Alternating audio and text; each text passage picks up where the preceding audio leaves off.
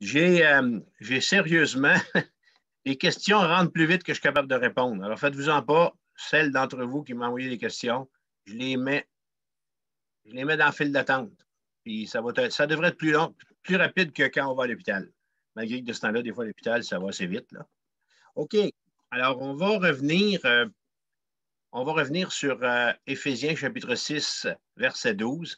C'est notre quatrième réflexion sur ce texte-là. Alors, j'aime toujours ça quand je commence à enseigner le livre de l'Apocalypse, de prendre un temps pour répondre aux questions. Et je suis reparti l'enregistrement. Oui, j'ai reparti. Et il y a 3 semaines, alors c'est notre quatrième rendez-vous ce soir, on a réfléchi sur le texte où Paul nous dit que nous n'avons pas, Éphésiens 6, 12, car nous n'avons pas à lutter contre la chair et le sang, mais contre les dominations, contre les autorités, contre les princes de ce monde de ténèbres, contre les esprits méchants dans les lieux célestes. Alors, si vous voulez savoir toute la matière que j'ai présentée, alors c'est d'une certaine façon, c'est 4 réponses qui deviennent 4 enseignements en soi avec des sujets différents. Et alors, vous avez juste à retourner en arrière dans les 3 derniers enseignements. En première partie, vous allez avoir la réponse à Éphésiens 6, 12. Alors aujourd'hui, par rapport à ce texte-là, la question sur laquelle je voudrais réfléchir, c'est que sont les esprits territoriaux? Et lié à cela, est-ce que ça existe des esprits territoriaux? Vous comprenez ici qu'on parle de démons qui auraient comme des territoires. Il y a certains chrétiens qui emploient l'expression d'esprits territoriaux justement pour désigner l'occupation démoniaque d'un emplacement géographique spécifiquement. Exemple, un village, une région.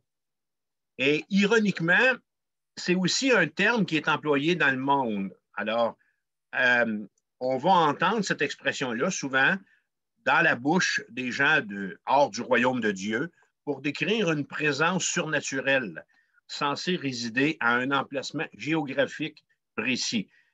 Là, ici, là, je ne parle pas de maison hantée ou de village hanté, des choses comme ça, OK? On va plutôt parler, essayer de comprendre dans la parole de Dieu, lorsqu'il est question, s'il y a lieu, d'esprits territoriaux, à quoi ça fait référence? Alors, d'où peut nous venir une telle question? La notion chrétienne d'esprits territoriaux vient de plusieurs passages qu'on a dans les Écritures. Un des principaux, c'est Daniel chapitre 10. On va y revenir plus tard. Mais lorsqu'on regarde Jésus et qu'on l'écoute dans son enseignement, Jésus a eu maille à partir à plusieurs reprises avec le diable ou avec des démons ou avec des personnes qui étaient possédées d'esprits impurs. En Jean chapitre 12, en Jean 14, en Jean 16, dans ces 3 textes-là, Jésus, il parle soit de Satan comme étant le prince de ce monde ou le prince de la terre. En Marc chapitre 5, on a un autre épisode, c'est Légion qui est libérée des 2000, en fin de compte, qui est libérée des démons qui étaient en lui et qui demande au Seigneur Jésus d'être envoyé dans les pourceaux. Mais la demande explicite qu'ils vont faire, ces démons-là, à Jésus, c'est de ne pas les envoyer hors du pays. Alors, comprenez-vous? Ensuite de ça, on a Paul aux Éphésiens, chapitre 6, 12, qui, avec le texte qu'on vient de lire, semble indiquer, d'accord? Vous allez voir pourquoi je dis ça. Semble indiquer que des anges déchus ont reçu une certaine responsabilité. Et si les esprits territoriaux existent, la responsabilité que ces esprits ou que ces démons ont reçue, cette autorité-là, ils l'ont reçue de Satan sans nul doute, qui est identifié par Jésus comme étant le Dieu de ce siècle.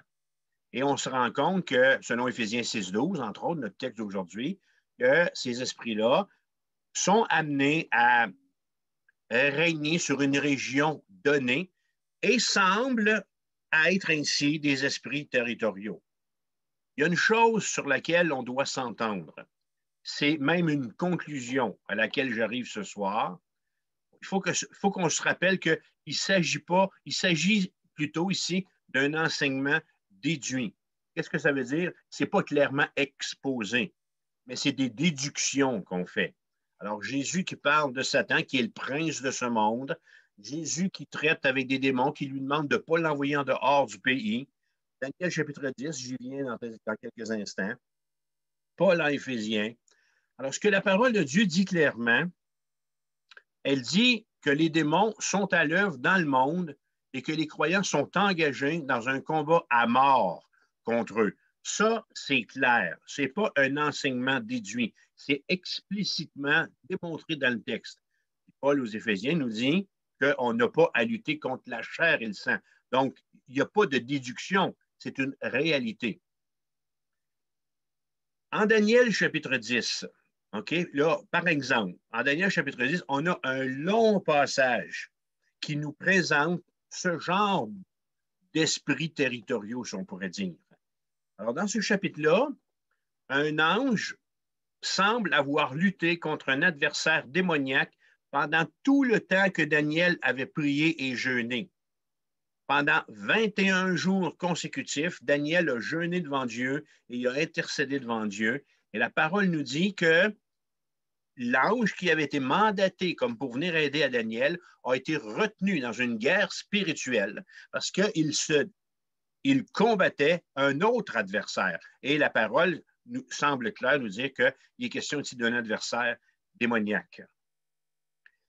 Ce qu'on comprend avec ce texte-là, c'est seulement qu'à l'issue de ce temps consacré à la prière par le prophète Daniel, que l'ange a finalement pris le dessus sur cet esprit démoniaque et a été en mesure de venir vers Daniel.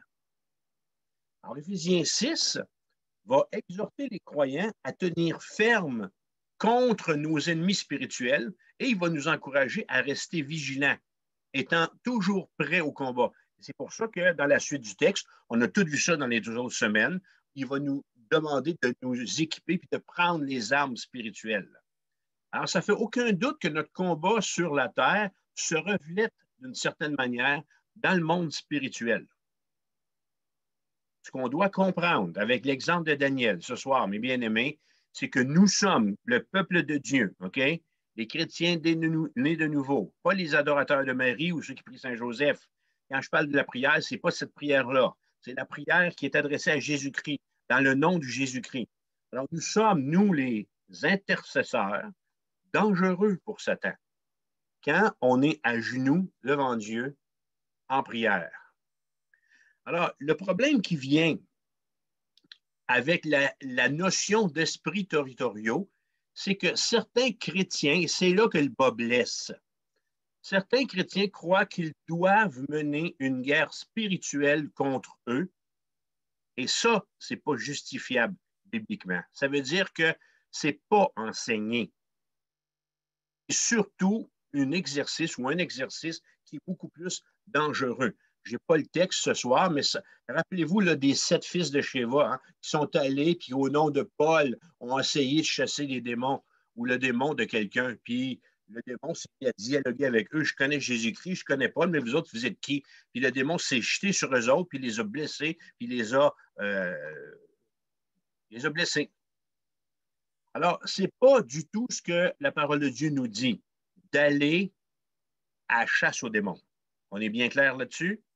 Matthieu, chapitre 28, verset 18, il est là le mandat qui est donné à l'Église. Jésus s'étant approché, leur parla ainsi, il va leur dire, tout pouvoir m'a été donné dans le ciel et sur la terre. On est à quel moment ici? On est après la résurrection et on est avant l'ascension. Acte 1, alors dans une page dans nos Bibles, Jésus va être enlevé au ciel. Alors, ce qu'on croit, c'est que lorsqu'il leur a dit ça, là, ça faisait partie là, probablement là, de son dernier discours. Ce qui vient d'arriver le vendredi saint, Jésus est mort, Jésus a été enseveli, Jésus est mis au tombeau, ça a provoqué un émoi terrible.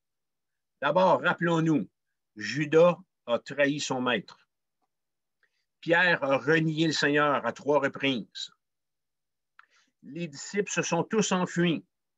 Il y a seulement Jean et puis la mère de Jésus et une ou deux autres femmes qu'on retrouve au pied de la croix. Et toutes les autres sont bien loin dans la foule, puis ils regardent ça peut-être avec une longue vue quelconque pour voir qu'est-ce qui se passe autour de la croix. Alors, ils ont été pris, malgré que Jésus les avait avertis, Jean 14, ils ont été pris par surprise. Et Matthieu 28 va venir, c'est une parole qui va leur être donnée pour les réconforter dans tout ce temps d'incertitude. Alors, Jésus va, pour les réconforter dans cette incertitude, Jésus va leur dire qu'il a été revêtu de l'autorité de son Père et qu'il la leur transmet d'une certaine façon dans Matthieu 28. Et la suite est importante pour notre mission. Mais pourquoi donc? Il va leur dire, il leur transmet cette autorité-là maintenant afin qu'ils soient eux autres efficaces dans le mandat que Jésus vient de leur donner d'aller et de faire de toutes les nations des disciples. Et Luc a écrit dans le même sens que Matthieu, acte 1, verset 8, mais vous recevrez une puissance. Alors Jésus dit, j'ai reçu toute autorité, j'ai reçu l'exousia, c'est le mot grec qui est utilisé ici. Puis, avec cette autorité-là, Jésus a envoyé les siens. Alors, ce message-là était un message pour les réconforter de ce qu'ils venaient de vivre. Allez, faites de toutes les nations des disciples, et, acte 1, 8, vous allez recevoir une puissance, le Saint-Esprit survenant sur vous, et vous serez mes témoins. Alors, avec le grand mandat, on appelle ça la Grande Commission, Matthieu 28, on appelle ça la Grande Commission. Alors, avec le mandat de la Grande Commission de Matthieu 28 et la promesse de la venue du Saint-Esprit en acte 1, 8, il va arriver un petit peu plus loin dans le chapitre, on peut dire qu'il y a sans contredit ici une puissance qui couvre et une puissance qui accompagne tout faiseur de disciples que nous pouvons être. Que ce soit Colette avec les adolescents ou les enfants à l'école du dimanche, que ce soit Denis ou Christiane avec les adolescents de notre église, que ce soit Muriel ou bien non, Manon avec les enfants en garderie ou dans l'église locale que vous fréquentez, tout le monde qui est impliqué dans une formation de disciples, à partir des enfants en bas âge, à aller jusqu'au cours du baptême qu'on fait en ce moment, et puis tous les cours de disciples qu'on prend en ce moment, okay? Tout le monde est revêtu de cette puissance.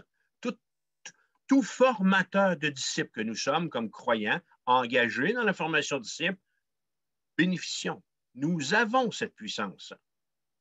Mais ces textes-là, ce ne sont pas des prétextes pour partir à la chasse aux démons. Ce n'est pas l'intention de Matthieu 28, ni l'intention de Acte 1. Et la suite de Matthieu 28 est très claire sur la raison de cette puissance en nous, l'Église de Jésus-Christ. Est-ce que c'est pour aller à la chasse? Non. Matthieu 28, 19, allez, faites de toutes les nations des disciples, les baptisant au nom du Père, du Fils et du Saint-Esprit, et enseignez-leur à observer tout ce que je vous ai prescrit. Et voici, je suis avec vous tous les jours jusqu'à la fin du monde. Alors, il y a un fait qui est évident ici, c'est que personne dans la Bible n'a jamais recherché activement un démon pour le combattre. C'est jamais arrivé. Il y a des combats, il y a des croyants qui ont affronté des démons, mais jamais ils ont été à la chasse active. On y trouve dans les Écritures des personnes possédées par des démons, dont certains ont été amenés à Jésus et à ses disciples pour être guéris ou pour être délivrés. Mais les disciples, on ne les voit jamais aller chercher des démons à chasser. Dans la liste des dons spirituels qu'on est en train d'étudier le dimanche matin, il n'est jamais fait question de nulle part dans les Écritures de chasseur de démons. La puissance est là pour le faire, je suis d'accord, mais pas l'office. L'office de chasseur de démons, ça n'existe pas. Il y a l'office d'acte 1, acte 6.3, d'un chrétien rempli du Saint-Esprit et de qui on rend un bon témoignage. Ça, c'est l'office qui nous revient à chacun de nous, habité par le Saint-Esprit. Le chrétien peut le faire. Le chrétien, lorsque ça va être le temps, va être en mesure de chasser les démons. Il peut le faire, mais je dis aussi qu'il ne doit pas rechercher cette pratique, et même, je vous dirais, jamais. C'est beaucoup trop dangereux. Faudrait que je dévoile des noms, mais je pourrais vous donner des exemples si c'est nécessaire à un moment donné, puis vous avez besoin de ça pour grandir dans votre foi, là, de ce qui arrive quand on s'engage dans un combat ou sur un terrain sur lequel Dieu ne nous a pas appelés. C'est un terrain dangereux. Et quand ça arrive avec la puissance du Saint-Esprit et au nom de Jésus-Christ, c'est possible. Comme Jésus termine sa requête, il dit, je suis avec vous tous les jours. Alors, ce qu'il est en train de leur dire, c'est que lorsque vous allez faire face à ça, je vais être avec vous, puis vous allez avoir la puissance pour le faire. Mais on ne part pas à la chasse aux démons. Il y a un autre fait.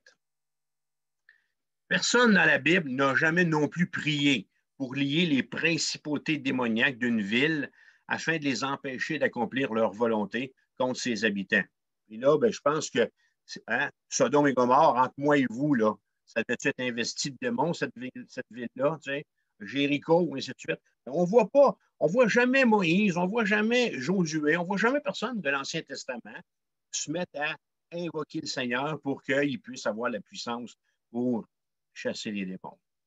Même si la Bible ne le dit pas explicitement, les esprits territoriaux existent sans doute, comme on le voit dans les passages précédents. La territorialité ou non d'un esprit n'est cependant pas ce qui est important. Le plus important, c'est notre réaction. Un croyant en Christ n'a pas de fondement biblique pour s'engager dans une guerre spirituelle par la prière contre les démons. Ça veut dire quoi, ça? Ça veut dire qu'il n'y a aucun ordre direct à ce sujet-là dans les Écritures. Il y a des textes dans Deutéronome qui font référence à l'astrologie, à la sorcellerie, okay, à la divinisation, toutes ces choses-là, de les éloigner de nous, de ne pas pratiquer ces choses-là. Il n'y a pas de texte qui nous dit « Oh, oh, vas-y mon vermette, pars à la chasse aux démons ». Non. Comme chrétien, on est plutôt invité à prendre conscience du combat spirituel, ce que nous faisons, dans lequel nous sommes engagés, puis de le prendre au sérieux. De le prendre au sérieux à quel niveau, jusqu'où Pierre va dire, 1 Pierre 5,8, il va dire « veillez ». C'est ce qu'il nous dit. Veillez. Vous allez voir, Jacques, il va dire d'autres choses. Il va dire, veillez, Pierre, parce que votre adversaire, le diable, comme un lion rugissant, cherchant qui il dévorera. Alors, nos vies, ce que dit Pierre, doivent être axées sur la prière et sur la croissance dans la foi. Alors, le point à retenir pour nous, et on va fermer ici le sujet, c'est ce que Jacques va nous dire en 4,7, résistez au diable, il fuira loin de vous. Comme croyants, nous avons la puissance pour résister au diable, pour le chasser, OK? Mais il n'y a pas d'office de chasseur de démons dans les Écritures. Et je vous le dis, franchement, c'est dangereux. Alors, à ce stade-ci, ce que la sagesse chrétienne nous dit, après avoir passé 4 rencontres à réfléchir là-dessus, c'est ceci. Si nous devions être amenés à rencontrer un démon, nous aurions certainement l'autorité donnée par Christ pour lui faire face. Mais nous ne devons pas les rechercher, que ce soit des démons territoriaux ou autres. Et je vous dirais que si vous avez la ferme conviction que vous avez affaire à quelqu'un qui est possédé d'un esprit démoniaque, ne faites pas ce travail-là tout seul. Allez voir votre pasteur ou les anciens de votre église. Ce n'est pas un combat pour les néophytes. Alors, je ferme ici cette mini-série de 4 réponses sur la guerre spirituelle. Or, il y aura encore d'autres choses à dire, mais on a encore aussi de la route à faire dans l'Apocalypse. OK. Alors, c'est notre 26e rendez-vous, chapitre 26. Je vais donner le titre un petit peu plus loin. Mais j'ai une autre question, en fin de compte. J'ai quelque chose que je veux vous dire ici. Un jour, un frère dans le Seigneur m'a dit, François, tu as beaucoup de matière, tu as beaucoup de contenu à livrer par les enseignements que tu donnes sur l'Apocalypse. Alors, le temps presse, continue, puis ne t'arrête pas. Et lorsque je réfléchis encore à ça dernièrement, je me suis dit, en voyant le monde aller, puis en voyant ce qui se passe autour de nous, je me demande parfois si je vais avoir le temps de tout écrire, parce que je suis encore en train d'écrire. Hein. Ce que je vous enseigne, je le révise. Même si j'ai écrit ça ce soir, ce que je vous donne là, probablement j'ai écrit ça en 2009 ou 2010, mais il a déjà été révisé, écrit en 2009, 2010, révisé en 2016, puis révisé en 2021. Alors, j'espère, j'ose espérer que je vais avoir le temps de mettre par écrit au complet ce que je veux vous enseigner et vous prêcher au travers de ce merveilleux livre. Parce qu'effectivement, au moment où l'Église de Dieu ne s'y attendra pas, nous dit la Bible, il va lui arriver le plus extraordinaire ou la plus extraordinaire des expériences, j'ai nommé l'enlèvement. Alors, je vais répondre à une autre question. Pas encore une question sur l'enlèvement. Ben oui, mais on parle d'Apocalypse. Hein? On ne va pas parler de mécanique ici, là. En préambule, la question que je vais nous poser ce soir et à laquelle je vais répondre, qui sera pris? Alors oui, la question est encore d'actualité et vous allez voir pourquoi je vous la présente. Alors, Paul va dire dans 1 Thessaloniciens 4,16, alors je réponds ici à la question, qui sera pris? Car le Seigneur lui-même a un signal donné à la voix d'un archange et au son de la trompette de Dieu, descendra du ciel et les morts en Christ ressusciteront premièrement. Ensuite, nous les vivants qui serons restés, nous serons tous ensemble enlevés avec eux sur des nuées à la rencontre du Seigneur dans les airs, et ainsi nous serons toujours avec le Seigneur. Alors, pourquoi je vous pose cette question-là? Parce que voici ce que j'ai entendu un jour. Il y a de cela fort, fort longtemps, mais pas aussi loin que la guerre des étoiles, mais ça fait longtemps. Alors, il y a plusieurs années, on m'a posé la question suivante. Est-ce que ce sont seulement que les chrétiens fidèles qui vont être enlevés au jour de l'enlèvement? Ma réponse, je dois vous dire, elle a été radicale. Et sans hésiter, j'ai répondu à ma jeune sœur dans la foi, ceci. Qu'est-ce que tu dirais, ma jeune amie, si le jour de l'enlèvement, parce que tu vis dans le péché depuis, disons, une semaine, que Jésus te laisse derrière à cause de cet éloignement-là? Quel sauveur pitoyable il ferait? Et surtout, combien d'entre nous qui pensons avoir la tête haute, croyant être debout, on risquerait aussi d'être laissé pour comble? Alors, je lui ai dit non. Le jour de l'enlèvement, il y a une seule catégorie de croyants qui est enlevée, puis il y a une seule condition. Ce sont les chrétiens nés de nouveau qui seront pris sur les nuées. Plusieurs années ont passé, je n'ai pas changé d'idée, mais en repensant à la question de cette femme-là ce soir-là, j'ai réfléchi le soir de la question, j'ai réfléchi à nouveau et tourné à Matthieu 25, surtout en ayant en tête le texte de Jésus, Matthieu 25. Alors le royaume des cieux sera semblable à 10 vierges qui, ayant pris leur lampe, allèrent à la rencontre de l'époux. 5 d'entre elles étaient folles et 5 sages. Les folles, en prenant leur lampe, ne prirent point d'huile avec elles. Mais les sages prirent avec leur lampe de l'huile dans des vases. Comme l'époux tardait, toutes s'assoupirent et s'endormirent. Au milieu de la nuit, on cria, voici l'époux, allez à sa rencontre. Alors, toutes ces vierges se réveillèrent et préparèrent leurs lampes. Les folles dirent aux sages, donnez-nous de votre huile, car nos lampes s'éteignent. Les sages répondirent, non, il n'y en aurait pas assez pour nous et pour vous. Allez plutôt chez ceux qui en vendent et achetez-en pour vous. Pendant qu'elles allaient en acheter, l'époux arriva. Celles qui étaient prêtes entrèrent avec lui dans la salle des noces et la porte fut fermée. Plus tard, les autres vinrent aussi et dirent, Seigneur, Seigneur, ouvre-nous. Mais il répondit, je vous le dis en vérité, je ne vous connais pas. Veillez donc, puisque vous ne savez ni le jour, ni l'heure. Moi, en tout cas, là, je vous dis quelque chose ce soir. Entendre une telle parole, je ne vous connais pas. J'ai aucune difficulté à m'imaginer le désarroi que je vivrais à ce moment-là. Nulle part, la Bible n'enseigne que le salut ou le ciel s'obtiennent par des œuvres. Si vous croyez ça, vous êtes dans le champ. Vous faites fausse route. Nulle part, la Bible n'enseigne que vous puissiez perdre votre salut en Jésus-Christ. Si vous croyez cela, vous êtes dans le champ. Vous faites fausse route. Par contre, des textes comme ceux que je viens de citer exhortent à ne pas se comporter comme un cochon. Vous avez bien compris, comme un cochon. Vous savez, un cochon, là, qu'on laverait. Mais on va le prendre petit parce que plus gros, c'est plus difficile à laver. Plus les cochons sont gros, plus ils sont durs à nettoyer. OK? Alors, on va prendre un petit cochon. On le lave, on le parfume. Et là, on va lui mettre un beau ruban. On va lui mettre une belle rose au cou. Qu'est-ce qui va arriver? Qu'est-ce qu'on va avoir entre les mains après ça? On va avoir encore un cochon. Puis l'instant d'après, l'instant qu'on va l'avoir relâché, vous allez le trouver où? Dans le trou de boîte. Sa nature n'a pas été changée par les artifices, par le savon. Il est encore un cochon. Il sera toujours reconnaissable à ses habitudes. Le cochon va toujours être reconnaissable à ses fréquentations puis à sa manière de se comporter. Dans la parabole des 10 vierges, il n'y a rien qui nous laisse présager ce qui va arriver. Où sont les 10 sages comme les folles? On peut croire qu'elles sont dans l'église.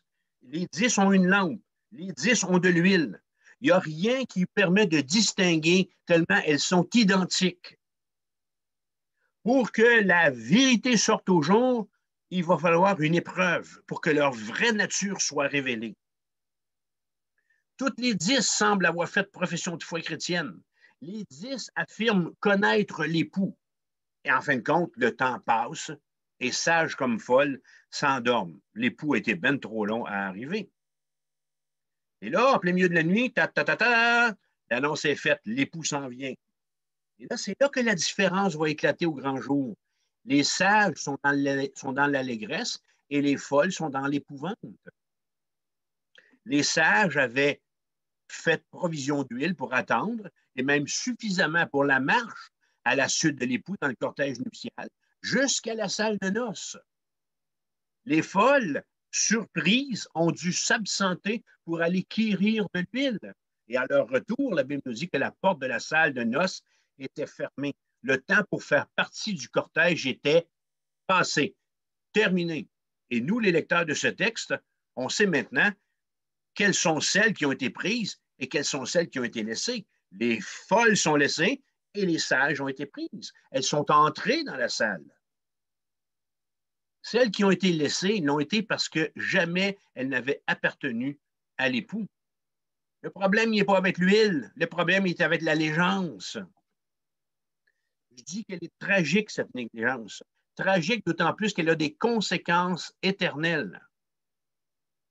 Je vais ajouter une chose à la question que m'a faite cette journée-là, cette sœur dans la foi, en disant ceci. Vous affirmez être chrétien. C'est correct. OK? Il y a 2,4 milliards de personnes sur la Terre qui sont capables de dire, là, en levant la main comme ça, je suis chrétien. Oui. Alors, vous affirmez être chrétien. Si en ce moment, vous n'êtes pas en mesure d'affirmer que vous avez la certitude que lors de l'enlèvement, vous serez pris, je dis que vous ne valez pas mieux que mon petit cochon tout lavé puis tout poudré. Comme les 10 vierges folles, au moment où l'époux viendra, vous serez laissés derrière en entendant l'époux dire « Je vous ne connais pas ». Vous allez être laissés derrière avec votre ruban, puis votre parfum, puis votre bonne odeur. La nature n'aura pas été changée. Elle est là, la dure réalité. C'est ce que la Bible enseigne. Quand on est à Jésus, quand on appartient à Jésus, ben on sait ce qui s'en vient sur le calendrier. Qui sera pris? Si vous doutez en ce moment précis de ce qui vous adviendrait si l'époux, si Jésus revenait aujourd'hui, eh bien, faites cette prière avec moi. Je vous invite à vous recueillir sans tarder, là où vous êtes.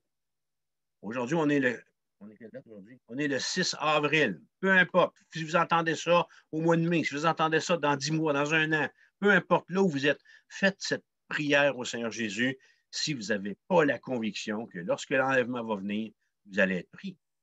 Dites, Seigneur Jésus,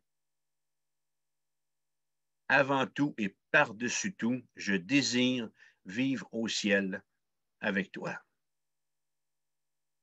Toutefois, je réalise que je ne le mérite pas et je n'ai aucun moyen pour en avoir l'assurance, sinon que de t'en parler. Je te prie, Jésus, de pardonner mes péchés, de me guider et de me faire savoir comment vivre pour toi. Je comprends que je n'ai rien d'autre à faire que de te le demander. Alors, sauve-moi et merci de me pardonner mes fautes, Jésus. Amen. Dieu vous bénisse. Tournons nos Bibles. Ça, c'était pour répondre à la question, qui sera pris? Aucun petit cochon, en passant, d'accord? Aucune vierge folle. OK. Apocalypse chapitre 11, versets 1 à 14. Et notre titre ce soir, c'est les deux témoins prophètes. On me donna un roseau semblable à une verge en disant, lève-toi et mesure le temple de Dieu, l'autel et ceux qui y adorent. Mais le parvis extérieur du temple, laisse-le en dehors et ne le mesure pas, car il a été donné aux nations, et elles fouleront aux pieds la ville sainte pendant 42 mois. Je donnerai à mes deux témoins le pouvoir de prophétiser, revêtus de sacs pendant 1260 jours. Ce sont les deux oliviers et les deux chandeliers qui se tiennent devant le Seigneur de la terre. Si quelqu'un veut leur faire du mal, du feu sort de leur bouche et dévore leurs ennemis. Et si quelqu'un veut leur faire du mal, il faut qu'ils soient tués de cette manière. Ils ont le pouvoir de fermer le ciel afin qu'il ne tombe point de pluie pendant les jours de leur prophétie, et ils ont le pouvoir de changer les eaux en sang et de frapper la terre de toute espèce de plaie, chaque fois qu'ils le voudront. Quand ils auront achevé leur témoignage, la bête qui monte de l'abîme leur fera la guerre, les vaincra et les tuera. Et leurs cadavres seront sur la place de la grande ville, qui est appelée dans un sens spirituel Sodome et Égypte, la même où leur Seigneur a été crucifié. Les hommes d'entre les peuples, les tribus, les langues et les nations verront leurs cadavres pendant 3 jours et demi, et ils ne permettront pas que leurs cadavres soient mis dans un sépulcre. Et à cause d'eux, les habitants de la terre se réjouiront et seront dans l'allégresse, et ils s'enverront les présents les uns aux autres, parce que ces deux prophètes ont tourmenté les habitants de la terre. Après les 3 jours et demi, un esprit de vie venant de Dieu entra en eux, et ils se tinrent sur leurs pieds, et une grande crainte s'empara de ceux qui les voyaient. Et ils entendirent du ciel une voix qui leur disait, « Montez ici. » Et ils montèrent au ciel dans la nuée, et leurs ennemis les virent. À cette heure-là, il y eut un grand tremblement de terre, et la 10e partie de la ville tomba. 7000 hommes furent tués dans ce tremblement de terre, et les autres furent effrayés et donnèrent gloire au Dieu du ciel. Le second malheur est passé, voici le 3e malheur vient bientôt. Jusque-là. C'est un texte qui est riche en détails, hein? Très riche. Et j'ai très hâte qu'on passe au travers de tout ça. Alors, en introduction, ce que je peux dire, c'est qu'il y a, dans la longue annonce des jugements de la tribulation, 3 intermèdes. Des pauses. Des chapitres 6 à 18. 3. Le chapitre 8 a introduit le premier intermède, alors que, vous allez vous souvenir, il y a eu un silence de 30 minutes dans le ciel à l'ouverture du 6e sceau. Un silence qui a été rendu nécessaire tant la violence des jugements qui suivront est intense pour les spectateurs du ciel et pénible pour l'humanité. Lors de notre dernier rendez-vous, le chapitre 10, la semaine passée, nous a présenté le 2e intermède dans l'accomplissement des jugements. Un intermède, non pas pour que les hommes reprennent leur souffle avant que Dieu ne continue, parce que c'est la raison du premier au chapitre 8. OK? Alors, les jugements se succèdent les uns après les autres et l'humanité a besoin là, de se ressaisir tant c'est pénible. Mais non, au chapitre 10, ce n'est pas un jugement pour que les hommes reprennent leur souffle. C'est une pause qui a été faite, avons-nous vu la semaine passée, pour que les chrétiens qui seront martyrisés pendant la tribulation aient l'espérance que la fin est proche en voyant un gigantesque ange venu pour les réconforter. Un ange qui est venu leur porter un message dont, malheureusement, on n'a aucune idée. Le message va être livré dans le temps de la tribulation aux martyrs de la tribulation. C'est un message qui vient de Dieu, envoyé par un ange qui va être pour eux seulement. c'était notre deuxième intermède. Ce qu'on va étudier ce soir dans le chapitre 11 constitue le troisième intermède. Un intermède éblouissant de puissance et la dernière manifestation de grâce de la part de Dieu. Depuis aussi loin que les prophètes de l'Ancien Testament nous le confirment par leur écrit, Dieu a toujours et fidèlement envoyé ses porte-paroles apporter les pécheurs, appeler les pécheurs à se repentir. Et constamment, alors qu'Israël et Juda sombraient dans leur mauvaise voie, Dieu les a fait avertir. 2 Rois, chapitre 17, verset 13. Je vous l'ai dit. L'Éternel fit avertir Israël et Juda par tous ses prophètes. Nommons-les Élie, Élisée, Jérémie, Jonas et bien d'autres. Et il leur dit, revenez de vos mauvaises voies et observez mes commandements et mes ordonnances en suivant entièrement la loi que j'ai prescrite à vos pères et que je vous ai envoyée par mes serviteurs, les prophètes. C'est tout écrit, ça, dans l'Ancien Testament. Le plus tragique, c'est la suite de 2 Rois 17, verset 14. Mais ils n'écoutèrent point et ils roidirent leurs coups. C'est des coups raides, OK? Comme leur père, qui n'avait pas cru en l'Éternel, leur Dieu.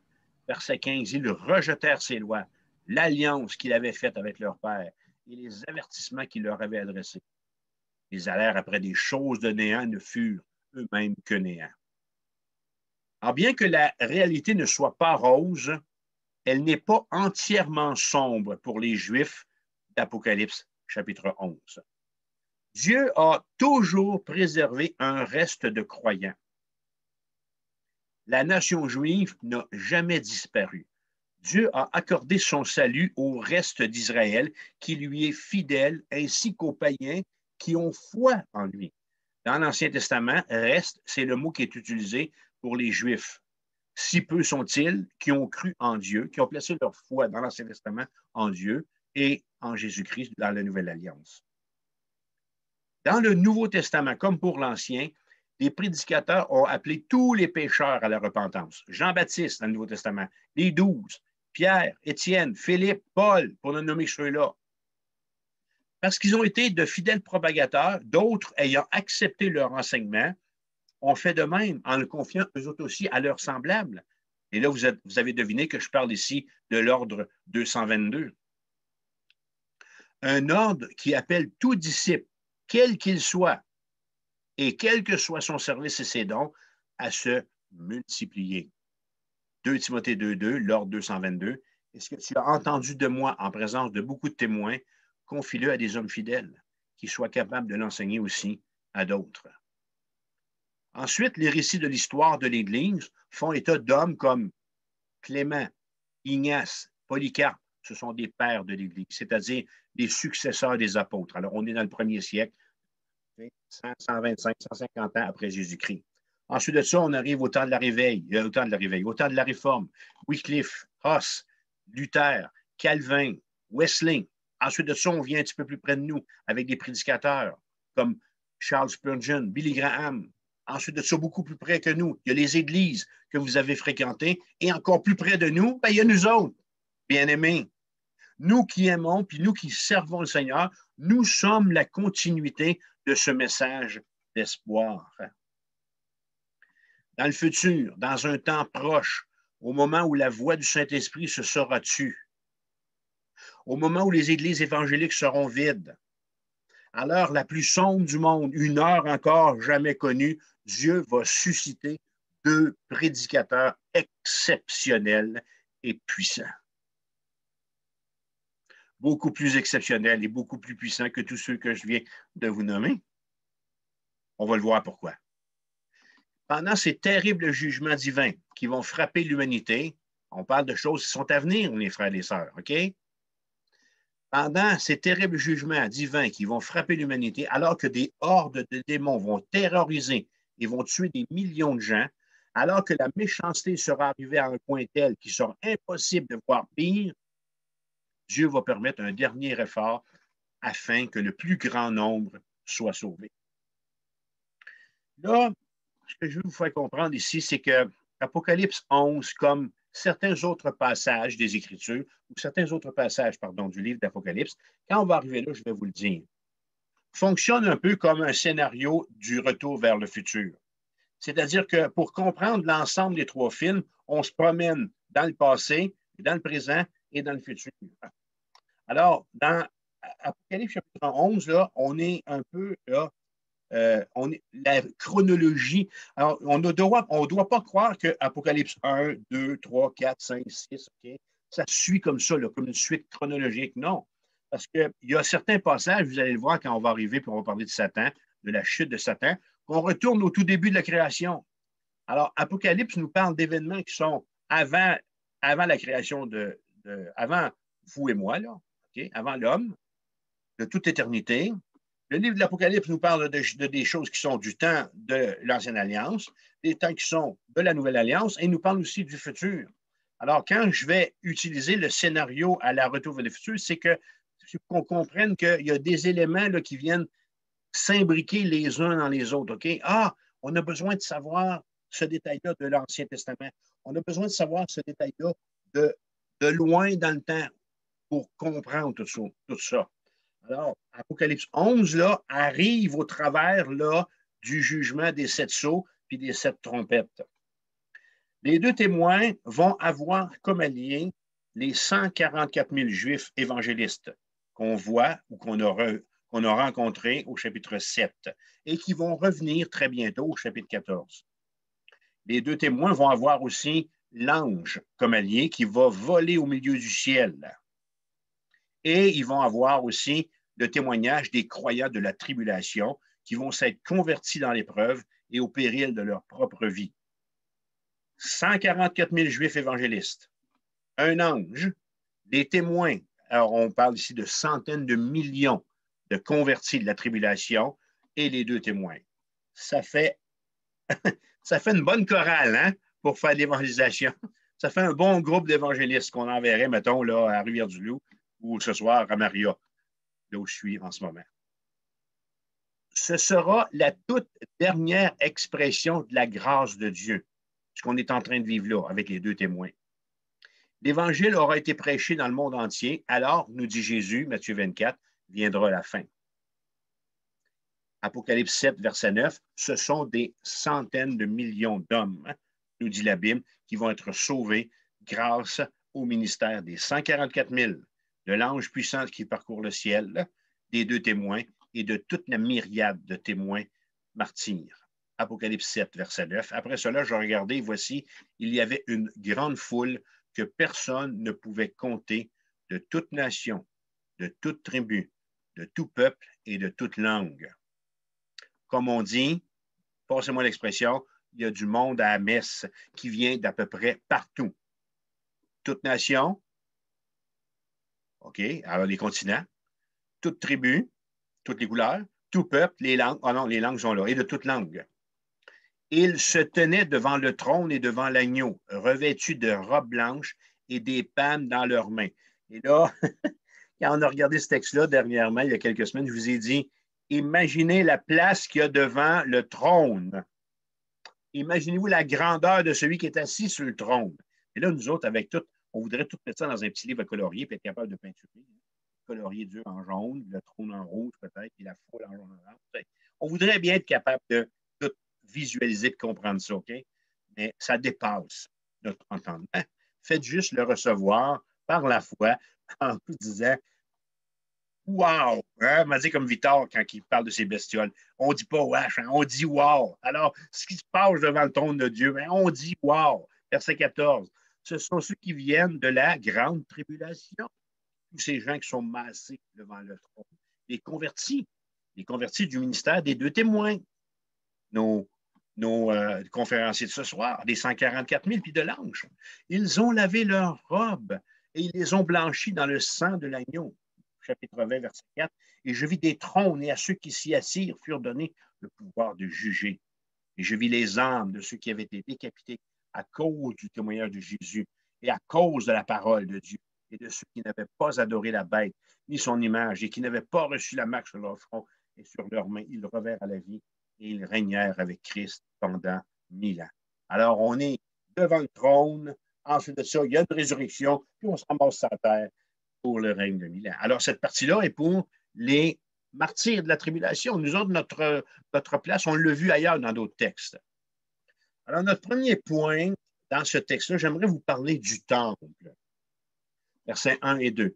La Bible parle de plusieurs temples. En réalité, la Bible parle de 4 temples.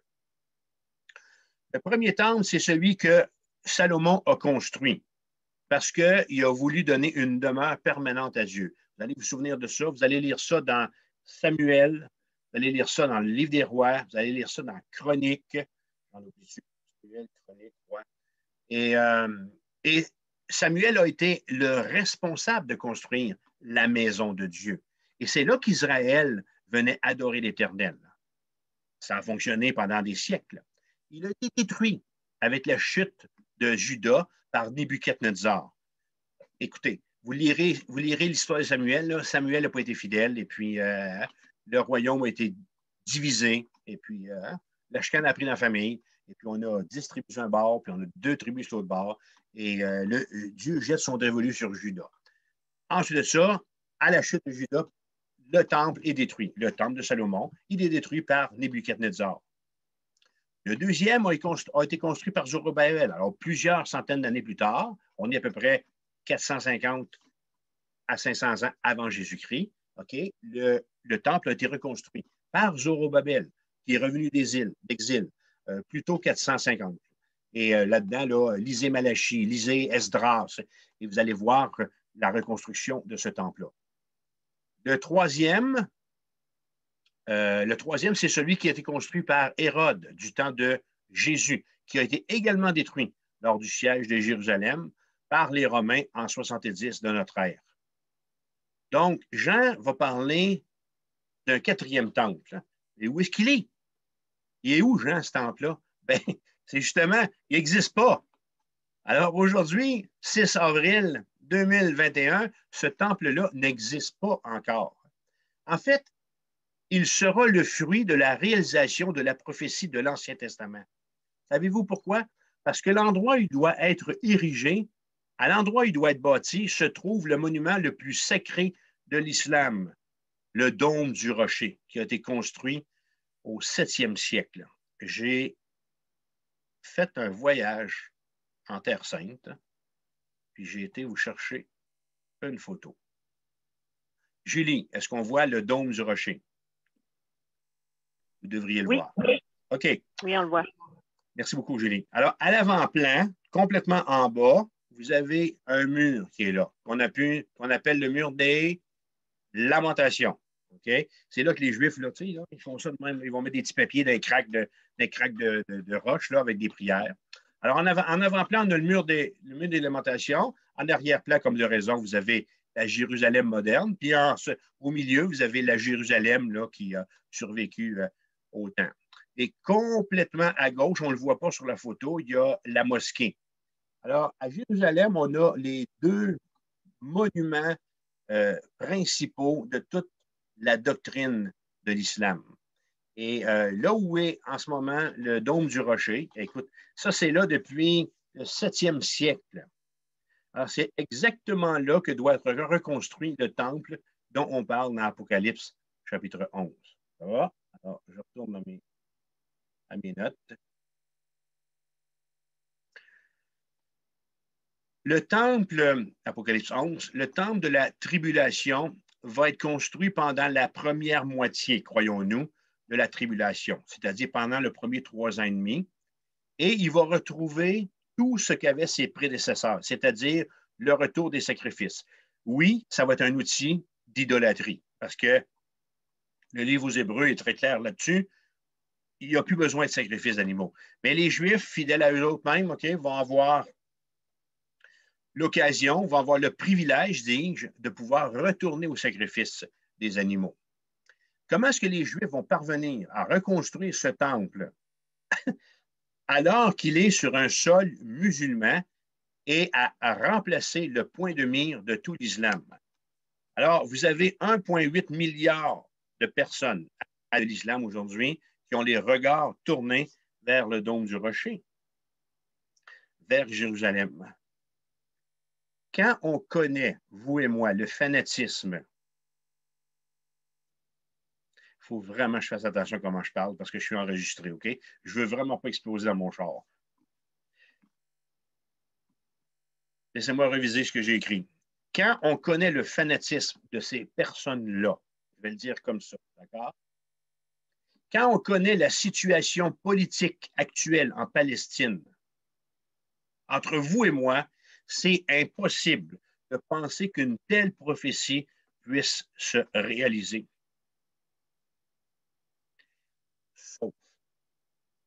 Sauf si vous avez un allié politique très puissant. Ce qui nous amène à dire que cette reconstruction aura besoin de l'apport du plus habile politicien qui soit. Les Juifs vont recevoir l'appui dans leur entreprise de l'Antéchrist. Pour renverser une religion d'hommes, pour renverser une religion qui n'est pas de Dieu, virgule, je pèse mes mots, il faut un Antéchrist. Et plus puissant que le premier. Vous devez lire entre les lignes ici. Cet homme sera investi de la puissance de Satan. C'est l'Antéchrist, là, OK? Je ne parle plus de religion, là. Cet homme sera investi de la puissance de Satan. C'est donc dire séducteur, faux, perfide. Puis qu'est-ce qu'on pourrait rajouter là-dessus? Menteur, ben oui. Très vite, d'ailleurs, Israël va être en mesure également de savoir qu'il est aussi, par-dessus tout, meurtrier. Malgré le retour des sacrifices, plusieurs Juifs vont réaliser qu'il est impossible que le sang des boucs ôte les péchés. Pourquoi? Parce qu'il se passe quelque chose. La grâce est en train d'agir et Dieu va profiter de cette insatisfaction pour attendrir leur cœur. Le monde sera devant la réalisation de la prophétie de Zacharie. Zacharie 12, 10. Alors je répandrai sur la maison de David et sur les habitants de Jérusalem un esprit de grâce et de supplication, et ils tourneront les regards vers moi, celui qu'ils ont percé. En ce jour-là, une source sera ouverte pour la maison de David et les habitants de Jérusalem pour le péché et pour l'impureté. Alors, on comprend que c'est une prophétie qui est post-Golgotha, qui vient après. Ils vont retourner le regard vers celui qu'ils ont percé. Ils n'ont aucune idée de quoi il est question. C'est un événement qui est de notre temps à nous autres. Cet événement-là est arrivé il y a 2000 ans. C'est une prophétie qui est en train de s'accomplir et qui va atteindre son paroxysme, son apogée après l'enlèvement, quand le reste des Juifs qui ne se sont pas convertis vont se convertir. À cause des 144 000, à cause du témoignage des 2 témoins, à cause de l'ange, ces Juifs vont réaliser que c'est un mensonge encore, ce temple-là, puis ces sacrifices. Cet intérêt et ces conversions à Jésus-Christ vont provoquer. Alors, qu'est-ce que ça va faire? Une jalousie de la part du faux Messie. Et laissez-moi vous montrer par un passage de Romains l'ampleur de ce qui va se passer chez les Juifs pendant ces temps et pourquoi l'Antéchrist va être si furieux. Paul va dire dans Romains 11, 12, « Or, si leur chute a été la richesse du monde et leur amoindrissement la richesse des païens, combien plus en sera-t-il quand ils se convertiront tous? » T-O-U-S, point tous. Le refus des Juifs de reconnaître Jésus de Nazareth comme le Messie et leur échec dans leur mission de peuple de Dieu, ça a eu comme retombée que l'Église de Dieu a été constituée en majeure partie de païens qui ont bénéficié des privilèges qui auraient dû être privilèges des Juifs.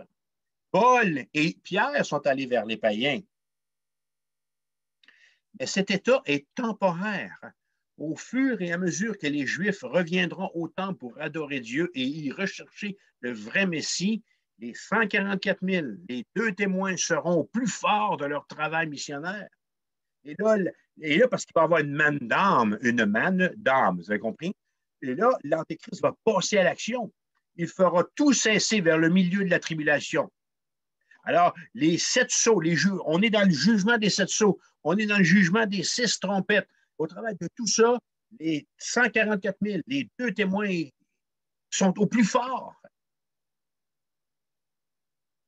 C'est à ce moment-là que le diable va s'asseoir, va avoir la prétention de s'asseoir sur le trône dans le temple. Et c'est à ce moment-là que les croyants juifs et autres nations vont commencer à payer leur foi de leur vie. Il y a un détail qui est très important dans le texte d'Apocalypse 11. L'ange demande à Jean de mesurer le temple. Jean, en mesurant le temple, symbolise l'action ici d'identifier le reste des croyants juifs à qui Dieu va épargner le jugement. Il y a encore des Juifs à sauver. Jean a comme mandat de les identifier. Dieu se préserve un reste. Israël ne sera pas détruit, c'est une prophétie. Paul vient de nous le rappeler. Israël ne sera pas détruit par Satan. Par contre, le fait qu'on dise à Jean de ne pas mesurer le parvis extérieur, le parvis, là, c'est le perron d'église, mettons, okay? C'est la cour extérieure. Ça annonce pour sa part que les nations vont bafouer Israël et une ligue majeure de rebelles massés à Jérusalem sera sur place pour annihiler cette nation, maudite par l'Antéchrist. Je répète, mesure et ne mesure pas. C'est ce qui est demandé à Jean. Mesure, c'est-à-dire identifie bien ce qui est à moi, dit l'Éternel. Sépare le profane du sanctifié, car je vais en prendre grand soin et ne mesure pas ce qui est au diable. Et après avoir fait cet exercice mathématique, d'avoir mesuré, après avoir identifié ces Juifs, cette nation à sauver, on va le voir au chapitre 12, il va y avoir une intervention divine de Dieu, une protection surnaturelle. À l'extérieur du temple, il y aura à ce moment-là le monde massé pour nuire à Israël dans un dernier effort collectif. Daniel chapitre 9. Voici en guise d'avertissement, encore une fois, ce qu'annoncent les prophètes pour les croyants de la tribulation. Daniel 9. Il, c'est qui ça? Il, c'est l'Antéchrist. Il, l'Antéchrist, entre parenthèses, fera une solide alliance avec plusieurs quoi? Plusieurs nations. Pour une semaine et durant la moitié de la semaine, il fera cesser le sacrifice et l'offrande. Le dévastateur, il, l'Antéchrist, le dévastateur commettra les choses les plus abominables, voilà, jusqu'à ce que la ruine et ce qui a été résolu fondent sur le dévastateur. Chapitre 12, verset 11, depuis le temps où cessera le sacrifice perpétuel et où sera dressée l'abomination du dévastateur, il y aura 1290 jours. Dans un message antérieur, je vous ai parlé de qu'est-ce que c'est que l'abomination du dévastateur et de quel sujet, de quoi il est question. Après l'enlèvement, le temple est reconstruit. Donc, après que moi et vous, après que l'Église de Jésus-Christ en soit enlevée, le temple est reconstruit et le sacrifice réintroduit. Il y a pendant ce temps, et indépendamment des sacrifices, des conversions à Jésus-Christ par centaines de millions. J'ai pas une minute. L'ensemble de la nation juive et d'autres de toutes les nations vont se convertir à Jésus-Christ. Il y a encore de l'idolâtrie dans le temple, il y a encore des sacrifices, mais il y a quand même, au-delà de tout cela, des centaines de milliers de personnes qui se convertissent. Les gens vont entendre les deux témoins et les 144 000 Juifs. Les gens vont voir les jugements et seront convaincus sur cette base-là. Après tout, ça nous fait 7, ça nous fait 13 jugements, les 7 sceaux et les 6 trompettes. Alors, les gens vont avoir vu ces jugements-là et vont s'être laissés convaincre de la vérité de ce qui leur est annoncé. C'est l'heure de se repentir. 3 ans et demi plus tard, Satan, 3 ans et demi plus tard que l'enlèvement. C'est l'enlèvement qui est ici là, notre point de mire, le point zéro. Okay? Alors, 3 ans et demi plus tard, Satan incarné, le plus puissant leader politique que le monde n'aura jamais connu, va s'opposer au culte rendu à l'Éternel, va mettre fin au sacrifice et va se proclamer Dieu de l'humanité en profanant le temple et en s'y asseyant. Il va aller s'asseoir et dire, je suis Dieu. Pendant que le monde sera aux prises, à ce moment-là, avec les jugements des sceaux et des trompettes, ils vont, le monde, l'humanité, chercher des coupables pour tous les malheurs qui leur tombent sur la tête. L'Antéchrist va soulever l'humanité entière contre Israël, devenu croyant, et contre tous les autres croyants du monde. Lui, le père du mensonge, va accuser le Dieu des Juifs et le Dieu des chrétiens pour les malheurs du monde. Une guerre sans merci contre l'élite de la race humaine, contre ces centaines et ces centaines de millions de croyants sera lancée avec pour seule porte de sortie pour eux, c'est malheureux à dire, la mort. Matthieu 10, vous pouvez tourner là. Cette chasse va perdurer pendant 3 ans et demi, jusqu'au terme des 7 années que doit durer la tribulation. Et la Bible dit concernant cette période ceci, Matthieu 10, verset 21, le frère livrera son frère à la mort. Le vrai frère, là, OK? Mon frère de sang, c'est de ça qui est parlé. Et le père, son enfant. Les enfants se soulèveront contre leurs parents et les feront mourir. Chapitre 24 de Matthieu, verset 15. C'est pourquoi, lorsque vous verrez l'abomination de la désolation dont a parlé le prophète Daniel établi en lieu saint, que celui qui lit fasse attention. Alors que ceux qui sont en Judée fuient dans les montagnes, que celui qui sera sur le toit ne descende pas pour prendre ce qui est dans sa maison, et que celui qui sera dans les champs ne retourne pas en arrière pour prendre son manteau.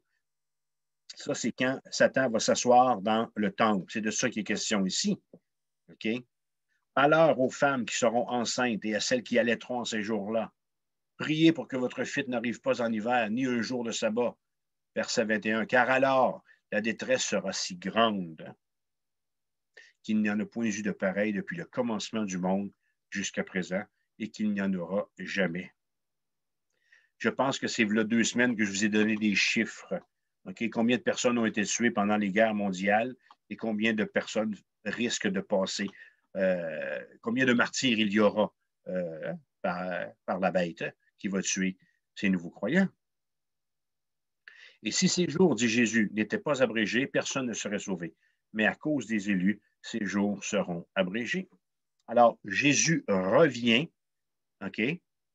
Apocalypse 19, Jésus revient pour que les persécutés des tribulations, pour que cette persécution-là puisse arrêter. Il revient à cause des élus pour établir son règne de 1000 ans. Et c'est pour ça que les martyrs de la tribulation sont à l'honneur dans notre chapitre.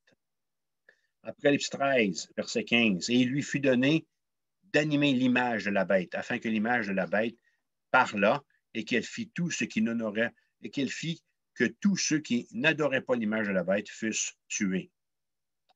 Zacharie 14, verset 1. Voici le jour de l'Éternel arrive, et les dépouilles seront partagées au milieu de toi. Je rassemblerai toutes les nations pour qu'elles attaquent Jérusalem.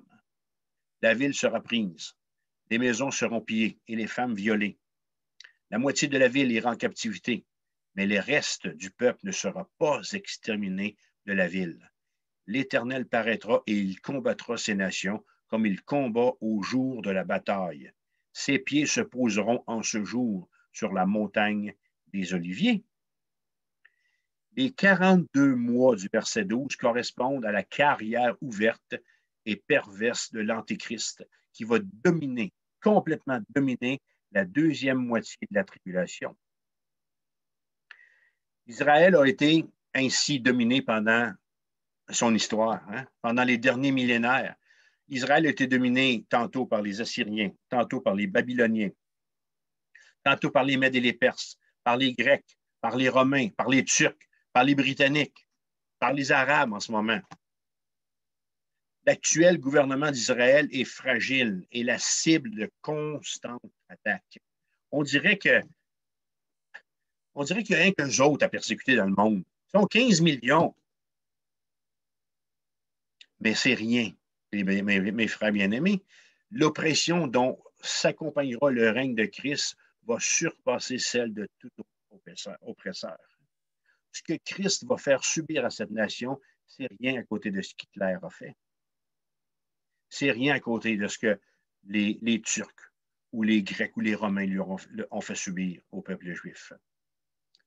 Pendant cette période-là, Apocalypse 12, pendant cette période-là, je vais juste vous donner un petit aperçu ici. Pendant cette période-là, Dieu va recueillir beaucoup de Juifs dans un lieu qu'il aura préparé pour eux dans le désert.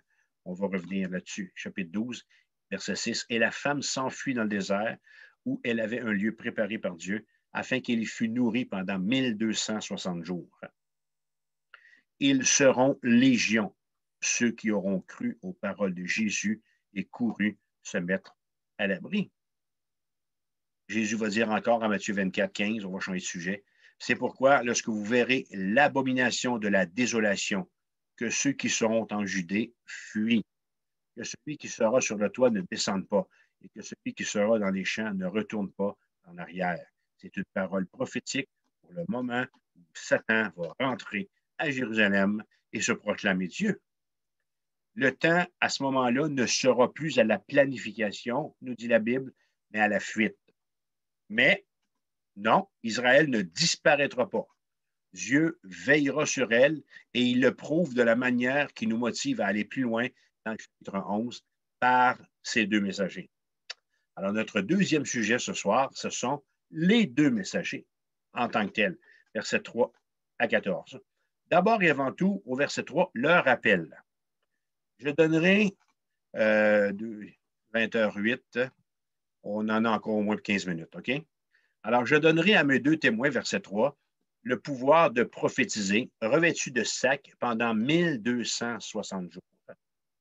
Alors, ces deux messagers reviennent sur la terre pour apporter aux hommes un ultime appel à la repentance. Ils sont, écoute, sont revêtus de manière rude et grossière, symbole qui appelle la repentance et le deuil, parce que c'est une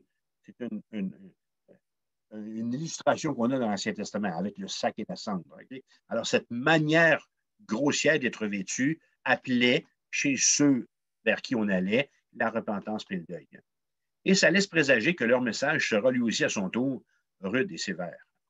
Alors, il leur incombera aux deux témoins de prophétiser, c'est-à-dire, en d'autres termes, de déclarer. Souvenez-vous quand j'enseignais sur le don de prophète.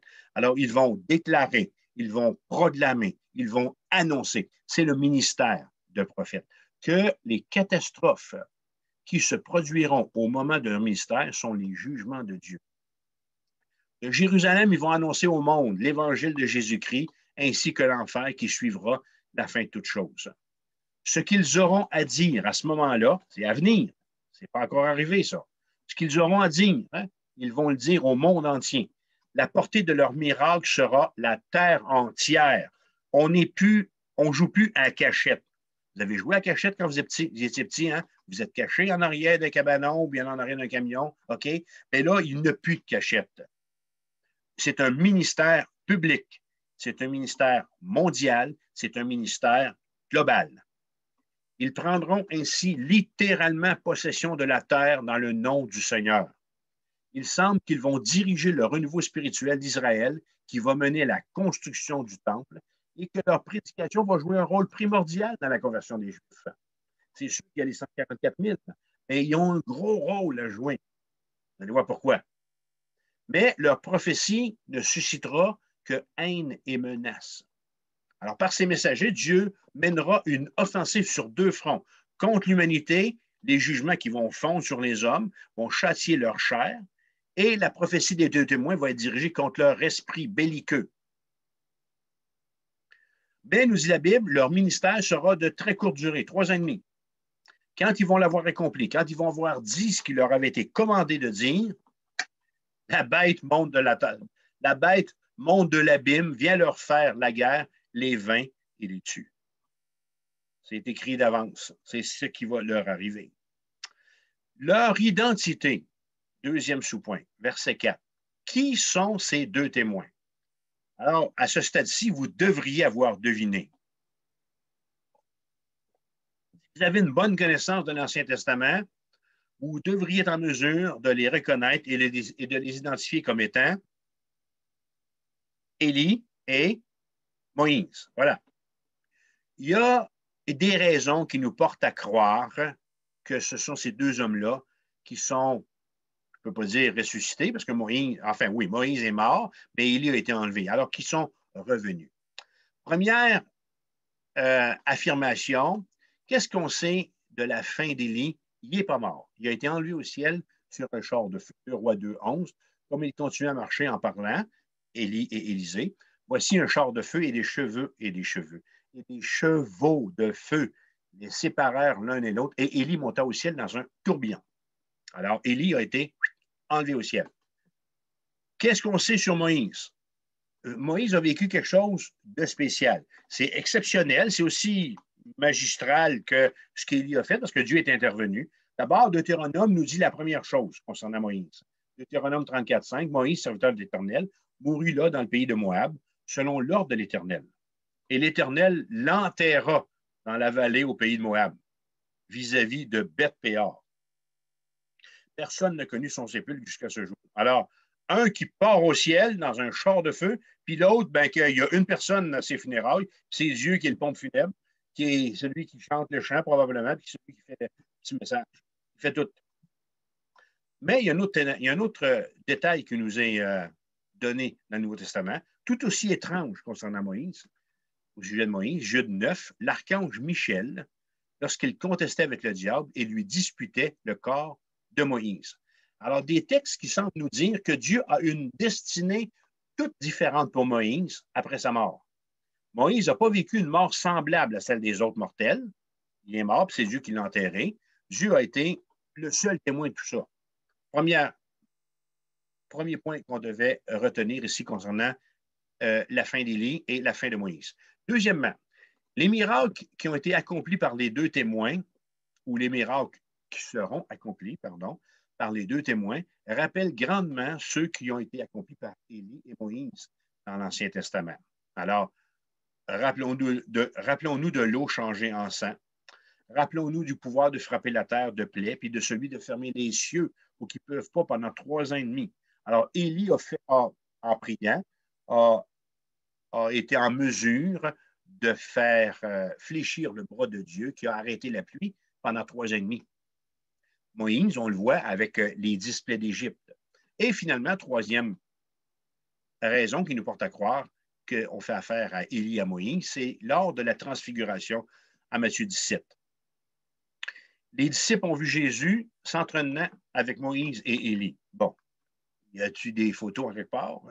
D'où est-ce que les disciples savent qu'il était question de Moïse et Élie? Est-ce qu'il y avait des photos dans leur téléphone intelligent? Il n'y avait pas rien. Et là, il les voit en train de converser avec Jésus. Puis là, bon, on le sait, hein, Pierre veut faire du camping, alors il veut planter des tentes, ainsi de suite. Mais on peut se demander de quoi est-ce qu'ils ont parlé avec Jésus? Je ne crois pas que c'était à Moïse et à Élie de réconforter Jésus par rapport à sa mission. Ce n'est pas ça qu'ils sont venus faire. Certains croient qu'ils sont venus l'entretenir de leur futur ministère, de leur ministère qui est décrit en Apocalypse 11. Ils sont bien plutôt venus s'enquérir auprès de Jésus de ce qu'il avait à accomplir eux autres plus tard dans le temps avec Apocalypse chapitre 11. Vous allez me dire, il aurait pu faire ça au ciel, mais écoute, la transfiguration avait un but, avait un objectif pour les disciples. Leur puissance, versets 5 et 6, troisième sous-point. Si quelqu'un veut leur faire du mal, du feu sort de leur bouche et dévore leurs ennemis. Ils ont le pouvoir de fermer le ciel afin qu'il ne tombe point de pluie. Et ils ont le pouvoir de changer les eaux en sang et de frapper la terre de toute espèce de plaie. Disons-le tout de suite, ces deux hommes vont recevoir une assistance hors du commun. Alors, il semble que la même puissance qu'ils avaient comme prophètes de Dieu dans l'Ancien Testament va encore les entourer. Le Seigneur va les soutenir, va les encourager comme il l'a fait avec eux au temps jadis. Dans l'Ancien Testament, Dieu a souvent eu recours aux miracles pour confirmer ses messagers. Pendant la tribulation, alors même que le monde sera la cible d'activités démoniaques, hein, rappelez-vous, hein, le 5e sceau, hein, les sauterelles, 5e sceau, le 5e trompette, 5e sceau, hein, les sauterelles qui infligent une piqûre qui dure pendant 5 mois. Alors, le monde va avoir été la cible d'activités démoniaques, de fausses religions, de meurtres, de toutes sortes de perversions. Et les signes de ces deux témoins prophètes vont servir à les identifier comme étant les prophètes de Dieu. Toutefois, les miracles qu'accomplissent Élie et Moïse ici ne ressemblent en rien aux miracles d'amour et de compassion qu'a pu faire Jésus pendant son ministère sur terre. Hein? La plupart des miracles que Jésus a accomplis pendant ses 3 ans de ministère ont été des miracles de compassion. Hein? Il était ému de compassion. Il a nourri les foules, il a guéri les aveugles, okay? Il a guéri les boiteux, les lépreux, et ainsi de suite. Dans Apocalypse 11, les miracles des deux témoins ne sont pas des miracles de compassion, sont des miracles de jugement. Parce que ce qu'on doit se souvenir, c'est que la période de la grâce, elle est passée. On est dans le temps des tribulations, on est dans le temps des jugements de Dieu. C'est dans ce contexte que les humains post-enlèvement vont recevoir ce jugement ou vont recevoir ce message. Quelle est cette puissance? Qu'est-ce qui fera qu'ils seront invincibles? D'abord, verset 5, si quelqu'un leur fait du mal, okay, c'est étrange, okay? Le mot kamikaze vient d'ici, qui est utilisé. C'est le mot kamikaze qui est utilisé ici. Alors, si quelqu'un veut leur faire du mal, bien, du feu sort de leur bouche. Parce qu'on sait qu'un kamikaze, il se suicide. Alors, je trouve ça cute, cette image ou ce clin d'œil qui est fait ici avec le mot kamikaze. Alors, du feu sort de leur bouche et c'est la mort pour cet ennemi. Alors, quiconque le sait d'avance va vouloir leur faire du mal, va y payer de sa vie. Ils vont avoir des adversaires, ils vont avoir des millions d'adversaires. Ils vont les affronter et à tout coup, nous dit la Bible, pendant 3 ans et demi, ils vont être victorieux. Il ne sera en aucune manière question que leur prédication prenne fin avant que leur ministère ne soit terminé. Ensuite, comme si ce n'était pas suffisant de vivre les jugements des 7 sceaux et des 6 trompettes, les humains seront d'abord privés d'eau potable à une seule de leurs paroles pendant 3 longues années et demie. Probablement que c'est Élie qui va faire ça. Quoi d'autre? Les eaux de la terre déjà dévastées et contaminées par l'effet des 2e et 3e trompettes, devenues toxiques, sont changées en sang, aggravant ainsi la souffrance de la sécheresse. Les miracles que ces 2 hommes ont accomplis dans l'Ancien Testament, ils pourront les reproduire à nouveau, à leur guise, pendant le temps de leur nouveau ministère, au point où sera parvenue l'humanité, et puisqu'ils auront à capter l'attention, Dieu est aussi bien de leur donner la capacité de le faire et de le faire puissamment. Il y a un peuple à sauver. Alors, Dieu les investit de la puissance, de cette puissance d'accomplir des prodiges, d'accomplir des miracles. Le chaos que ces 2 prédicateurs vont occasionner ne leur accordera pas les faveurs de la foule. En fait, nous dit la Bible, ils seront haïs et condamnés à mort par le pire bourreau. Alors, le 4e sous-point ici, sous les messagers, c'est leur mort et leur résurrection. Disons-nous-le, vous l'avez vu dans le texte, les hommes vont être exacerbés par leur ministère et par leur miracle. Ça veut dire quoi, ça? Ils vont en avoir plein le bottine, plein le casse. Ils vont être tannés. Ils vont être écœurés. Ils n'en pourront plus. Mais Dieu ne permettra pas leur mort avant qu'ils soient entièrement quittés de la tâche qu'il leur avait confiée. Quelle désolation, quelle tragédie, quelle manifestation stupéfiante de l'état spirituel des hommes. Les appels à la repentance, les miracles des messagers n'auront constitué pour eux qu'un tourment. Les hommes crieront, « Délivrez-nous, s'il vous plaît, au plus vite de ces prophètes de malheur. » Jérusalem, la ville sainte, sera devenue comme toutes les autres villes du monde, blasphématoire et impie. Au stade où le monde sera arrivé, s'accomplira alors la parole suivante de Jésus. Matthieu 24, 1. C'est pourquoi lorsque vous verrez l'abomination de la désolation dont a parlé le prophète Daniel, établi en lieu sien, que celui qui lit fasse attention. Après avoir déjoué les desseins de l'adversaire, les deux messagers devront affronter la fureur de l'Antéchrist. Ils seront, nous dit la Bible, assassinés à Jérusalem en direct, nous dit la Bible. Verset 7.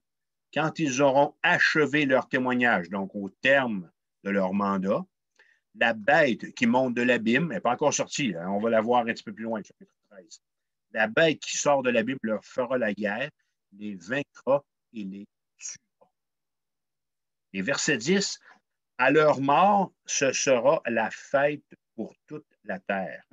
Verset 10, et à cause d'eux, les habitants de la terre se réjouiront. Ils s'enverront des présents les uns aux autres. Alors ça veut dire que l'Euroletter sera encore en fonction probablement, si on veut que les colis se rendent un peu partout. Hein? Les habitants de la terre, ils s'enverront des présents les uns aux autres. Hein? Alors, un président d'un pays va envoyer un cadeau à un autre président d'un autre pays, et ainsi de suite. Notez que c'est le seul endroit dans la tribulation où il est fait mention de festivité. L'homme criera gloire à l'Antéchrist, qui nous a délivrés de ces deux affreux prophètes contrariants qui ont fait venir la sécheresse et qui nous ont cassé la tête avec l'évangile de ce Jésus. C'est sûr, mes bien-aimés, que l'Antéchrist va décréter un jour de congé national. Le jour où il délivrera l'homme de sa dernière conscience, celle-là même qu'il appelait à changer de vie. L'Antéchrist, lorsqu'il va avoir réussi à faire mourir ces deux témoins-là, va déclarer ce 25 juin-là ou ce 2 juillet-là, là, jour national. Fête, pas d'école, congé pour tout le monde. Verset 9. Des hommes d'entre les peuples, les tribus, les langues, les nations verront leurs cadavres pendant 3 jours et demi. Là, on va jouer encore un jeu de rôle. Vous êtes un chrétien à qui Jean écrit une lettre au chapitre 2 et 3. Mettons, vous êtes un chrétien de l'Église d'Éphèse. OK? Non. OK. Mieux encore, vous êtes un chrétien du Moyen Âge. Non. On est dans un jeu de rôle, OK? Changez de rôle, OK? Changez de rôle. Vous vivez lors de la Réforme. OK? Vous côtoyez Martin Luther. Ou même encore au 19e siècle. Alors, vous êtes un chrétien de ces époques-là, là. Un chrétien du 19e siècle, un chrétien de la Réforme, un chrétien du Moyen Âge, un chrétien à qui la lettre aux Éphésiens est adressée, puis vous lisez en Apocalypse 11 que toute la terre verra les cadavres des deux messagers de Dieu. Là, vous posez la question à votre pasteur, vous lui envoyez un texto. Qu'est-ce que ça veut dire, pasteur, que toute la terre va voir les cadavres des deux messagers de Dieu? Imaginez-vous combien d'incroyants au cours des siècles ont pu dire quelle absurdité. Ça n'a pas aucun bon sens. Comment voulez-vous qu'on puisse voir sur toute la terre ce qui se passe à Jérusalem? Mais si on vit à l'époque de l'Église d'Éphèse, on croit ça. Si on vit dans le temps de la Réforme, on croit ça. Si on vit même au 19e siècle, on croit ça. Et si on vit en 2021, on n'a pas de misère à s'imaginer la réalité d'aujourd'hui. LCN, CNN, les satellites, les iPhones, les moyens de communication dont on ne soupçonne pas encore la technologie puis la portée vont faire le travail. Ils vont porter ces images en direct aux 4 coins du monde. En direct. Les Bakas de la jungle du Cameroun, ce sont des pygmées. Les gardiens de moutons en Nouvelle-Zélande, les habitants des 2 Amériques, les Chinois, les vacanciers à Nassau, tout le monde sera informé. Tout le monde verra la nouvelle. Pourquoi? Bon, je ne l'ai même pas. Je n'ai même pas mon téléphone sur moi. Qui est mon téléphone? Vous voulez faire une démonstration? Parce qu'ils vont être reliés. Les réseaux sociaux vont en parler. Ah, je devrais rajouter ça dans ma liste, les réseaux sociaux. Pourtant, quand j'ai écrit ça en 2010, ça existait. Ah, ce chapitre de l'Apocalypse me fait dire que nous sommes très, très près de l'enlèvement, de la tribulation et du retour glorieux de Jésus-Christ. L'humanité, nous dit Apocalypse 11, sera sur le party pendant 3 jours et demi. Les hommes vont s'envoyer des présents parce que les 2 prophètes seront morts. Ça va être la fête au village. Quand ma mère est décédée, le 12 octobre 2010, ma mère avait plusieurs dons. Elle qui avait été une prophétesse pour ses bien-aimés, on l'a pleuré. Elle nous avait tant encouragés, elle nous avait tant exhortés à aimer puis à suivre Jésus. Et aujourd'hui, en 2021, son ministère porte encore du fruit et c'est un ministère qui est gravé dans le cœur de centaines de personnes qui l'ont connu. Mais pour le ministère de ces 2 prophètes, il n'y aura que des cris de réjouissance devant leur père. Bon débarras! Bon débarras! Hein? Ce ne sera pas solidarité, non, ça va être bonté, bonté, bon débarras. C'est possible, les frères et sœurs, d'être aussi bêtes? Est-ce possible de faire la sourde oreille comme ça devant le message de Dieu? L'auteur aux Hébreux écrit au chapitre 4, verset 7, « Il fixe de nouveau un jour. Aujourd'hui, si vous entendez sa voix, n'endurcissez pas vos cœurs. » Qu'est-ce qui va se passer donc avec les 2 messagers? Ils sont morts, là. Ça fait 3 jours et demi qu'ils sont là. Verset 11. Après les 3 jours et demi, un esprit de vie venant de Dieu entra en eux et ils se tinrent sur leurs pieds. J'aime ça, la précision. Ça ne vient pas du diable. Hein? Après les 3 jours et demi, un esprit de vie venant de Dieu. Et une grande crainte s'empara de ceux qui les voyaient. Après leur meurtre et sur un ordre venu du haut du ciel, la terre va assister à leur résurrection. La police de l'Antéchrist, elle n'existe pas encore, là, peut-être, mais elle va peut-être être fondée un jour, mais la police de l'Antéchrist ne pourra pas rien faire. Les gardes romains, ni la pierre sur le tombeau de Jésus n'ont pas été en mesure de l'empêcher de sortir du tombeau le matin de Pâques. Ça va être la même puissance. La puissance qui a ordonné à Christ de sortir des morts, de ressusciter des morts, c'est cette même puissance qui va ordonner à la vie de retourner dans le corps des 2 témoins. La puissance de Dieu. Toujours en direct, hein? Parce qu'il n'a pas été permis qu'ils soient enterrés. Alors, ils sont en direct, OK? LCN en continu. Ben, pas comme ça c'est du Super 8, là, quasiment, là, OK? Mais vous comprenez ce que je veux dire, OK? Riez pas de moi, là, OK? Toujours en direct, les caméras seront demeurées fixées sur leur corps, sur toutes les chaînes, sur tous les iPhones, sur tous les réseaux, parce qu'on va avoir des forfaits aussi illimités, OK? Tout le temps qu'aura duré les réjouissances suite à leur assassinat, le monde verra ces hommes soudainement reprendre vie miraculeusement après 3 jours et demi. À ce moment, ils entendront. Qui ça? Les habitants de la terre. À ce moment, verset 10, ils entendront une voix céleste ordonner aux messagers de monter, de rentrer à la maison. Rappelez-vous, les chrétiens, 3 ans et demi auparavant, ont eux autres aussi répondu à l'ordre d'Apocalypse 4.1 et de monter. Si l'enlèvement de l'Église s'est fait en un clin d'œil, selon 1 Corinthiens 15, si vite que le monde n'en a pas eu connaissance, l'ascension des 2 témoins se produira au vu et au su de la planète entière. Ce ne sera pas un enlèvement secret. Verset 13, quel sera leur impact ou l'impact de tout ça? C'est mon dernier point. À cette heure-là, il y aura un grand tremblement de terre et la 10e partie de la ville tomba. 7000 hommes furent tués dans ce tremblement de terre et les autres furent effrayés et donnèrent gloire au Dieu du ciel. Ça, c'est un beau verset. Imaginez la stupeur des téléspectateurs rivés à leur écran et réalisant que le Dieu du ciel est bien plus puissant que leur dictateur. L'Antéchrist, là, mes frères et sœurs, ne pourra pas expliquer cette résurrection-là. Alors que tout le monde aura la bouche bée c'est ça, là. Okay?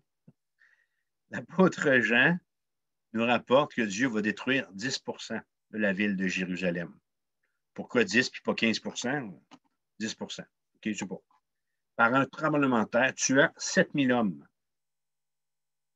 en témoignant par la sorte que l'on ne se moque pas de Dieu.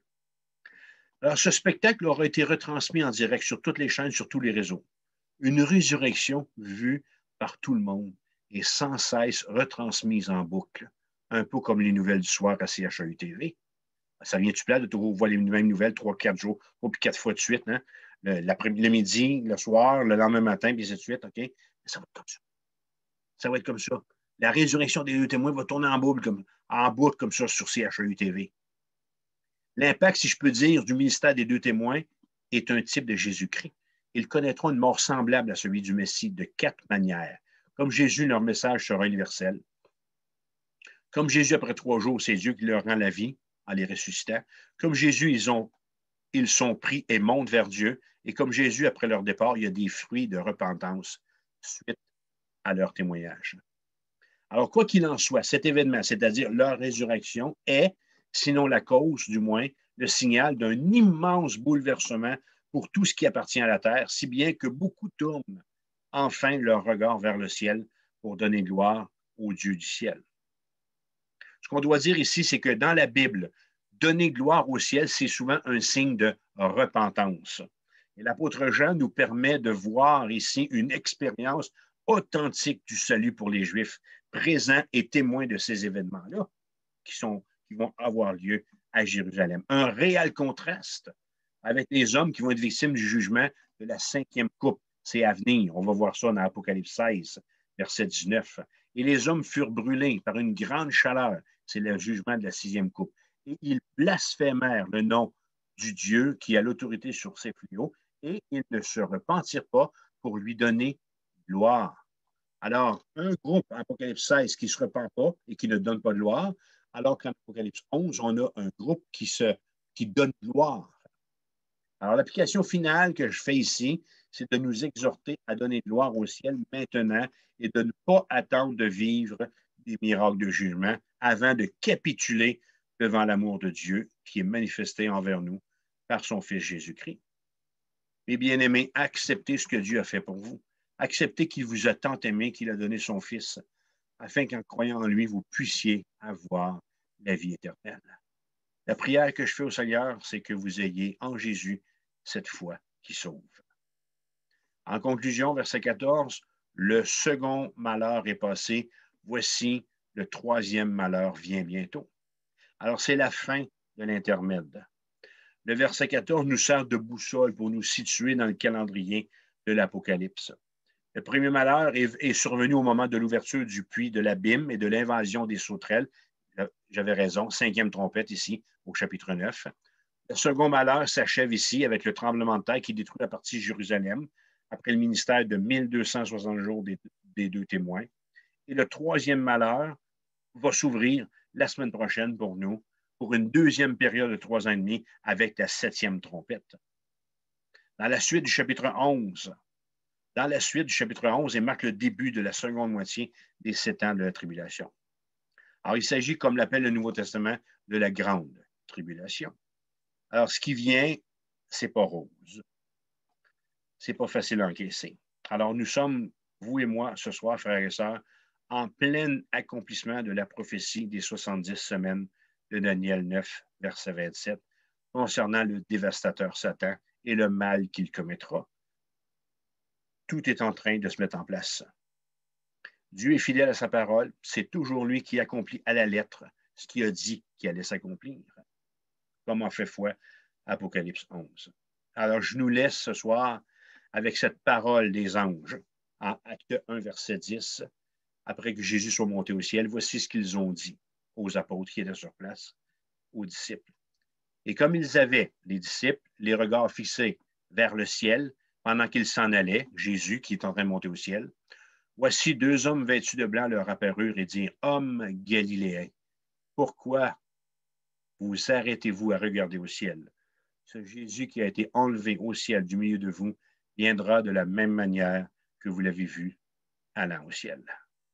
Que le Seigneur puisse vous bénir. Ça a été un record. Ça a été assez long, je m'excuse, 1h35, mais Il y avait la matière. Il y avait la matière. Je ne suis pas un gars à couper des sujets comme ça en deux. Alors, prions. Seigneur, merci pour la réalité de ce texte qui nous expose d'une manière extraordinaire à la puissance miraculeuse que tu donneras à tes deux témoins. Une puissance qui vient directement de ta personne.